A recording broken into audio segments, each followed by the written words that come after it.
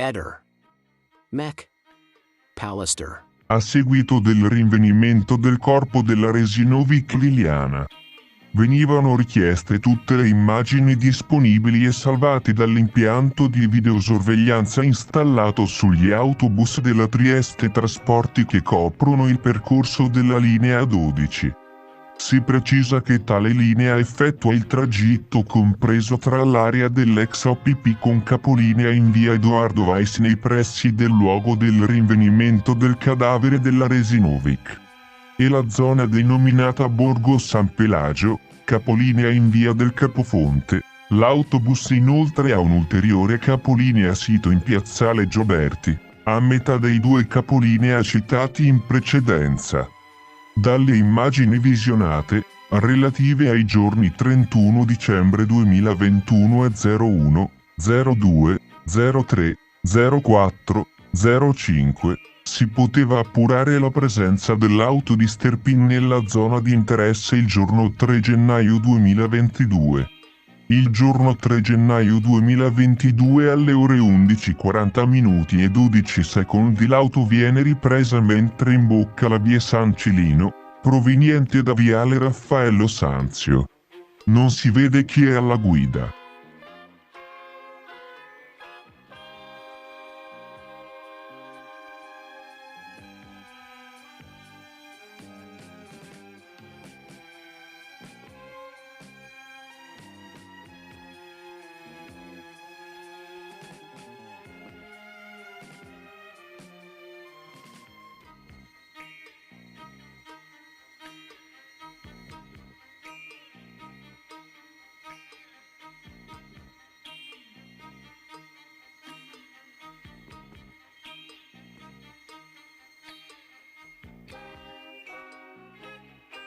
Il giorno 3 gennaio 2022 alle ore 12:05 minuti e 31 secondi l'auto viene ripresa in sosta nei pressi del capolinea di via Capofonte.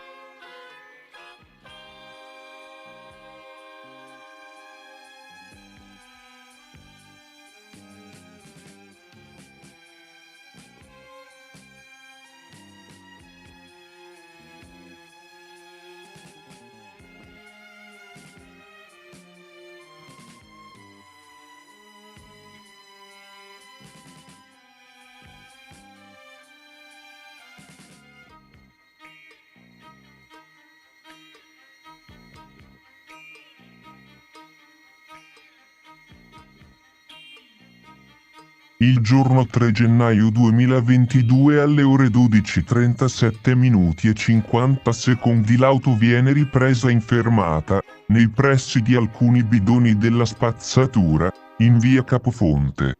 Non si vede chi è alla guida.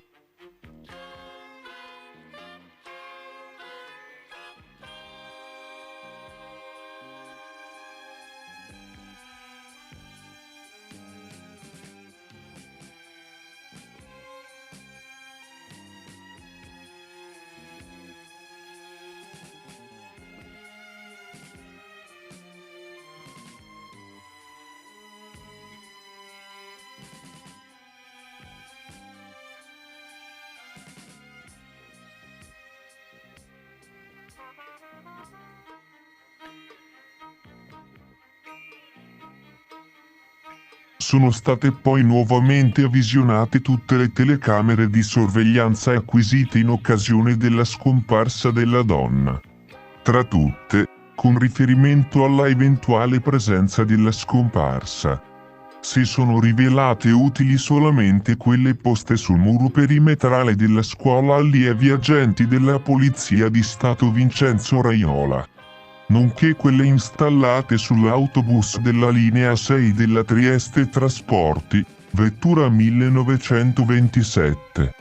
Le stesse hanno permesso di effettuare alcuni fermo immagine di una donna che per le caratteristiche fisiche e gli indumenti indossati appare compatibile con Resinovic Liliana. Questa si nota scendere lungo la via Damiano Chiesa con una borsetta a tracolla di colore nero, portata da destra verso sinistra, e 3 sacchetti della spazzatura di colore chiaro. Uno nella mano destra e 2 nella mano sinistra, che getterà negli appositi raccoglitori siti in strada di Guardiella, ora effettiva 8:48 minuti e 17 secondi. Subito dopo la si nota imboccare la via San Cilino in direzione Piazzale Gioberti, ora effettiva 8:48 minuti e 27 secondi. Alle ore 8:50 la donna attraversa la citata piazza mentre sta per giungere davanti alla chiesa cattolica parrocchiale San Giovanni Decollato di Piazzale Gioberti numero 7. In direzione via San Cilino per scomparire dalla visione delle telecamere. La donna viene inquadrata dalle predette telecamere, alle ore 08:48, e imbocca la via San Cilino in direzione Piazzale Gioberti.